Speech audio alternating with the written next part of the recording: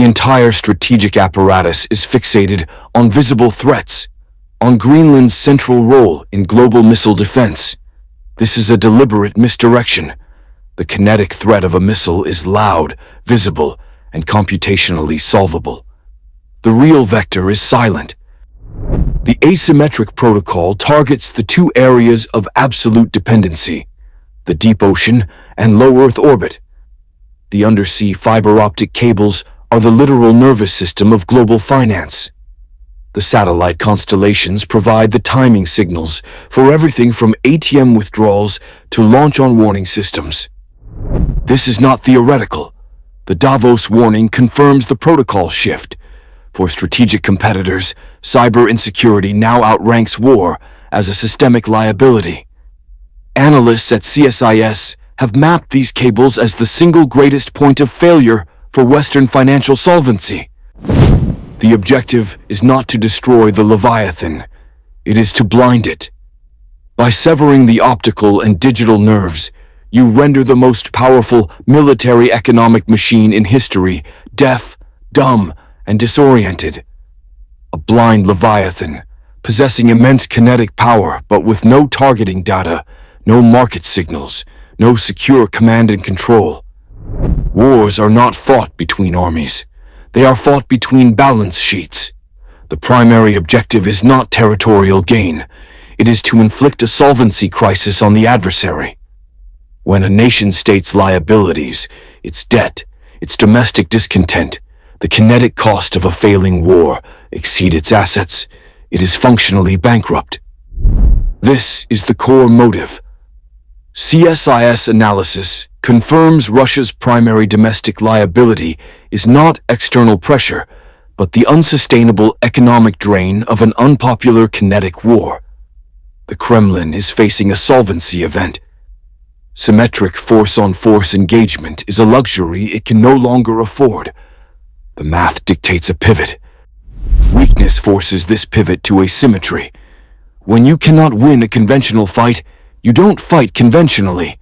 You abandon the expensive protocol and leverage your opponent's own complexity against them. The targets become systemic, not tactical. The blueprint is public record. As Davos warns, cyber insecurity is now a greater systemic liability than armed conflict for major economies. Energy infrastructure is a known vector. The dependency crisis crippling Cuba is a case study in leveraging energy as a weapon. These are not military targets. They are the load-bearing pillars of financial solvency. This shift is not a choice. It is a mathematical certainty driven by economic decline. The goal of asymmetric attack is to impose unbearable costs on a richer adversary. It is the cheapest, highest leverage method to destabilize a superpower's balance sheet, forcing them toward a far more expensive kinetic response. The core protocol of systemic attrition is economic. The Royal United Services Institute, or RUSI, documents the mathematical certainty of this new battlefield. A $5 million main battle tank, a primary kinetic asset, is now a liability. It can be disabled or destroyed by a $500 first-person view drone. This is not a balanced equation. It is a financial hemorrhage. This inversion of kinetic cost is known as the democratization of violence. Lethal capability, once the exclusive domain of nation-states with trillion-dollar budgets, is now available to non-state actors for the price of consumer electronics. The strategic objective for the attacker is not to win a symmetric engagement, but to impose unsustainable costs on the superpower's defense budget, accelerating its solvency crisis. For the targeted state, a proportional response is a blueprint for bankruptcy. Defending against every drone is economically impossible. The logical, albeit terrifying, strategic pivot is to reject proportionality. The calculation shifts from asset-for-asset exchange to destroying the adversary's entire capacity to launch these asymmetric attacks. This makes overwhelming kinetic escalation the only financially viable option. The maps you see on the news are a lie. They show nations. The real map shows vectors of attack. Regional instability is not random chaos. It is a feature. These are not failing states. They are proxy laboratories, live fire testing grounds for asymmetric protocols targeting a superpower's core liabilities. Examine the blueprint. Cuba's energy crisis, as detailed by oil market analysts, is not merely a consequence of Venezuelan decline. It is a case study in controlled energy starvation, a systemic stress test on a dependent island economy. This provides a precise data set for crippling a larger, more complex energy grid.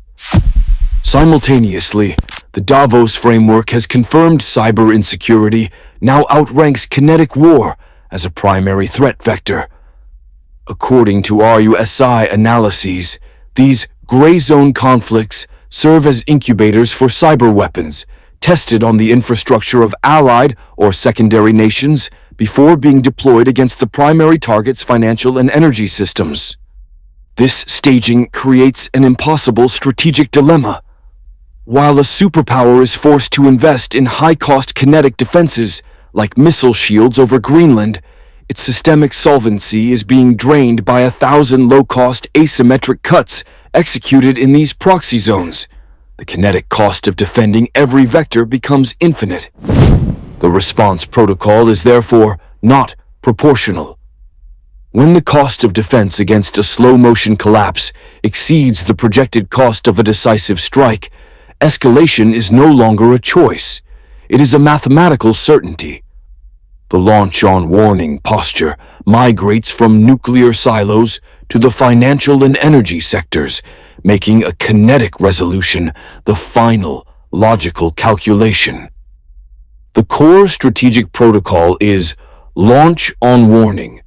It is not a choice. It is a mathematical calculation. Upon detection of an inbound kinetic strike, retaliation is automatic and total. The kinetic cost of hesitation is the loss of second strike capability, ensuring total annihilation. This is the bedrock of deterrence. However, the primary vector is no longer the missile. It is the data that verifies the missile. The fog of digital war is a deliberate, asymmetric attack designed to blind the system. Reports from RUSI confirm that strategic assets, such as the missile defense and early warning radar installations central to global security in locations like Greenland, are the new front line. A commander, faced with a sensor blackout, is presented with a zero-sum choice. Is the silence a systemic failure, or is it the mask for an incoming decapitation strike? The doctrine leaves no room for interpretation. The absence of data is interpreted as the worst-case scenario. To wait for ground truth confirmation is to accept defeat. Fear becomes the trigger. The adversary forces the launch not with their missiles, but with software. This is the systemic liability of a fully digitized defense grid. As noted in security assessments following the Davos warning, cyber insecurity now represents an accelerant that outranks conventional war. The objective is not to win a fight. It is to engineer a scenario where the target is forced to initiate its own kinetic collapse. A primary strike is too crude. The initial vector will be a calibration shot, an attack designed not for destruction, but for data. The objective is to measure response latency, command and control friction, and political paralysis. It is an engineering stress test applied to an entire society. The Davos Warning Protocol confirms this vector. Cyber insecurity is now the primary systemic liability, outranking kinetic war. CSIS analysts note that hostile actors study energy grid failures, such as the one crippling Cuba, as a replicable blueprint for asymmetric attacks on dependent high-tech economies. The forecast for the next 12 months is therefore not a missile, but a targeted 72-hour blackout of a Tier 1 U.S. coastal logistics hub and its co-located data centers. The event will be triggered by a supply chain injection of malicious code, appearing as a cascading grid failure. Attribution will be impossible. The kinetic cost will be zero. The data gathered on systemic fragility will be incalculable.